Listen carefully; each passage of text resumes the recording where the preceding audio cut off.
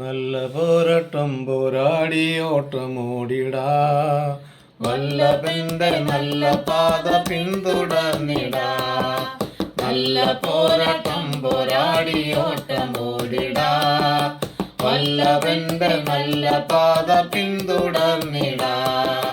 പാരം ഭാവം തള്ളി ലക്ഷ്യം നോക്കി നേരെ മുന്നോട്ടോടി ഓട്ടം തികയ്ക്കാം. പാരം ഭാവം തള്ളി ലക്ഷ്യം നോക്കി നേരെ മുന്നോട്ടോടി ഓട്ടം തികയ്ക്കാം. ഓട്ടക്കളത്തിൽ ഓടുന്നോരനേകരെങ്കിലോ ബിരുദു പ്രാപിക്കുന്ന ലേഖൻ മാത്രമല്ലയോ.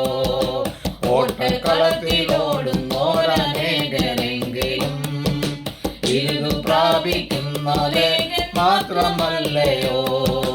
പാരം പാപം തള്ളി ലക്ഷ്യം നോക്കി നേരെ മുന്നോട്ടോടി ഓട്ടം തികയ്ക്കാം. പാരം പാപം തള്ളി ലക്ഷ്യം നോക്കി നേരെ മുന്നോട്ടോടി ഓട്ടം തികയ്ക്കാം. പിന്നിലുള്ളതൊക്കെയും മറന്നു പോയിടാ, മുന്നിലുള്ള ലാക്കിലേക്കു നേരെ ഓടിടാ. പിന്നിലുള്ളതൊക്കെയും മറന്നു പോയിടാ, മുന്നിലുള്ള ലാക്കിലേക്കു നേരെ ഓടിടാ. പാരം പാപം തള്ളി ലക്ഷ്യം നോക്കി നേരെ മുന്നോട്ടോടി ഓട്ടം തികയ്ക്കാം. പാരം പാപം തള്ളി ലക്ഷ്യം നോക്കി നേരെ മുന്നോട്ടോടി ഓട്ടം തികയ്ക്കാം. ഏതു നേരത്തും പിശാചി ഭക്ത ചെയ്തിടും, ഭീതി വേണ്ട ദൂതരുണ്ടു കാത്തുകൊള്ളുവാൻ. ഏതു നേരത്തും പിശാചി ഭക്ത ചെയ്തിടും, ഭീതി വേണ്ട ദൂതരുണ്ടു കാത്തുകൊള്ളുവാൻ. പാരം പാപം തള്ളി ലക്ഷ്യം നോക്കി നേരെ മുന്നോട്ടോടി ഓട്ടം തികയ്ക്കാം. പാരം പാപം തള്ളി ലക്ഷ്യം നോക്കി നേരെ മുന്നോട്ടോടി ഓട്ടം തികയ്ക്കാം. കർത്താവായ യേശു ക്രിസ്തുവിൻ്റെ നിസ്തുല്യ നാമത്തിൽ എല്ലാ പ്രിയ ശ്രോതാക്കൾക്കും ക്രിസ്ത്യ വന്ദനം അറിയിക്കുന്നു. ഇന്നത്തെ നമ്മുടെ ചിന്തയ്ക്കായിട്ട് എബ്രായ ലേഖനം 12-ാം അധ്യായം അതിൻ്റെ 1-2 വാക്യത്തെ ആസ്പദമാക്കി മുറുകെ പറ്റുന്ന പാവം എന്നുള്ളൊരു വിഷയത്തെക്കുറിച്ച് ഓർപ്പിക്കാനാണ് ആഗ്രഹിക്കുന്നത്. ഒരിക്കലൊരു സുവിശേഷൻ എല്ലാ ബുധനാഴ്ചയും രാത്രികളിൽ പള്ളിയിൽ ഒരു പ്രാർത്ഥന കൂട്ടം നടത്തി വന്നു. മറ്റുള്ളവർ പ്രാർത്ഥിച്ചതിന് ശേഷം സുവിശേഷം പ്രാർത്ഥിക്കുമായിരുന്നു. അദ്ദേഹം പ്രാർത്ഥിക്കുമ്പോൾ പറയുന്നത്, എൻ്റെ ജീവിതത്തിൽ ഈ ആഴ്ചയിൽ സ്ഥാനം പിടിച്ചിരിക്കുന്ന എല്ലാ 8 കാലി വലകളെയും അടിച്ചുവാരി വെടിപ്പാക്കണമേ. നിരന്തര സുവിശേഷകൻ്റെ സ്ഥിരം പ്രാർത്ഥന കേട്ട് പള്ളിയിലെ കപ്പ്യാർ ഒരു ദിവസം ഉപദേശിയുടെ പ്രാർത്ഥന കഴിഞ്ഞപ്പോൾ ദൈവത്തോട് പ്രാർത്ഥിച്ച് പറഞ്ഞത്, അങ്ങനെയല്ല കർത്താവേ, ഞങ്ങളുടെ ഉപദേശിയുടെ ഹൃദയത്തിലെ വല കെട്ടുന്ന 8 കാലിയെ കൊന്നുകളയണമേ. പ്രിയരെ, നമ്മൾ ഓരോരുത്തരും മുറുകെ പറ്റുന്ന പാവങ്ങളെ മുറിച്ചു കളയല്ല വേണ്ടത്, പ്രത്യുത അതിനെ മൂടോട് പിഴുതു കളയാൻ അത്ര വേണ്ടത്. എബ്രായർക്ക് ലേഖനം 12:1 പരാമർശിച്ചിരിക്കുന്നതും നമ്മെ എളുപ്പത്തിൽ പാപത്തിൽ വീഴ്ത്തുകയും ആത്മീയ ഓട്ടക്കളത്തിൽ തടസ്സങ്ങൾ സൃഷ്ടിക്കുകയും ചെയ്യുന്ന പാപങ്ങളെ ആണ് മുറുകെ പറ്റുന്ന പാപം എന്ന് വിശേഷിപ്പിക്കുന്നത്. ഇത് ഓരോ വിശ്വാസിയുടെയും ജീവിതത്തിൽ മാറാത്തതും പ്രാർത്ഥനയിലും ദൈവമായിട്ടുള്ള സംസർഗത്തിന് ആത്മീയ ജീവിതത്തിൽ മുന്നേറുന്നതിന് തടസ്സമായി നിന്ന ബലഹീനതകളാണ്. അതായത് നമ്മുടെ മേൽ എളുപ്പത്തിൽ ഭാരമായി മാറുന്നതും നമ്മെ പാപത്തിലേക്ക് വീഴ്ത്താൻ പ്രേരിപ്പിക്കുന്നതുമായ സ്വഭാവങ്ങളോ സാഹചര്യങ്ങളോ ആണ്. ഉദാഹരണമായി അവിശ്വാസം, സ്വാർത്ഥത, കോപം, അശുദ്ധമായ ചിന്തകൾ, അഭിമാന വിഷയങ്ങൾ, അതല്ലെങ്കിൽ വിട്ടുമാറാത്ത ഏതെങ്കിലും ദുർശീലങ്ങൾ. ഇങ്ങനെയുള്ളതിന് ഏക പരിഹാരമേ ഉള്ളൂ.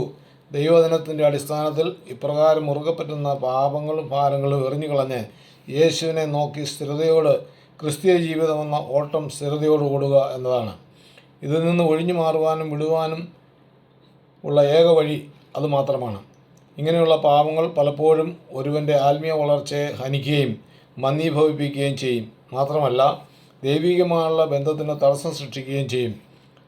വിവരസാങ്കേതികവിദ്യയുടെ അതിപ്രസരങ്ങൾ നടന്നുകൊണ്ടിരിക്കുന്ന ഈ കാലഘട്ടത്തിലാണ് നാം ജീവിക്കുന്നത്. 5Gയുടെ വേഗതയിലാണ് മനുഷ്യൻ്റെ ജീവിത സാഹചര്യങ്ങൾ നീങ്ങിക്കൊണ്ടിരിക്കുന്നത്. അതുകൊണ്ട് ന്യൂ ജനറേഷൻ ഇങ്ങനെയുള്ള സാഹചര്യങ്ങൾ ഇഷ്ടപ്പെടുന്നവരും ആർഭാട ജീവിതം നയിക്കുവാൻ ആഗ്രഹിക്കുന്നവരുമാണ്. ജീവിത അഭിലാഷങ്ങൾ സാധിച്ചെടുക്കുവാൻ ഏത് അറ്റം വരെയും പോകുന്നതിന് അവർക്ക് മടിയില്ല. ഒരുപക്ഷെ ഇങ്ങനെയുള്ള തീരുമാനങ്ങൾ സ്വന്തം വിവേകത്തിൽ ഊന്നി ചെയ്യുന്നതിനാൽ പക്ഷേ തകർച്ചയിലേക്ക് പോകുവാനും സാധ്യതയുണ്ട്. ഈ പാച്ചിലിൽ ജീവിതത്തിൽ മുറുകെ പറ്റുന്ന പാപങ്ങൾ എന്തെന്ന് തിരിച്ചറിയാതെ നിത്യജീവനെ എന്ന് വിളിച്ച് നടന്ന പരദേശി മോക്ഷയാത്രയിലെ വിശ്വാസിയെപ്പോലെ പാപച്ചൂടുകൾ വഹിച്ചാണ് യാത്ര ചെയ്യുന്നത് എന്ന് അപ്പാടെ അവർ മറന്നുപോവുകയാണ്. അവരുടെ ആഗ്രഹങ്ങൾ സാധിച്ചെടുക്കുന്നതിന് വേണ്ടി വിവേകശൂന്യമായ പല തീരുമാനങ്ങൾ എടുക്കുവാനും ഇങ്ങനെയുള്ളവർ പ്രേരിതരാകും. ഇപ്രകാരമുള്ള തീരുമാനങ്ങൾ അവരെ വലിയ തെറ്റുകളിലേക്ക് നയിച്ചു എന്ന് വരാം.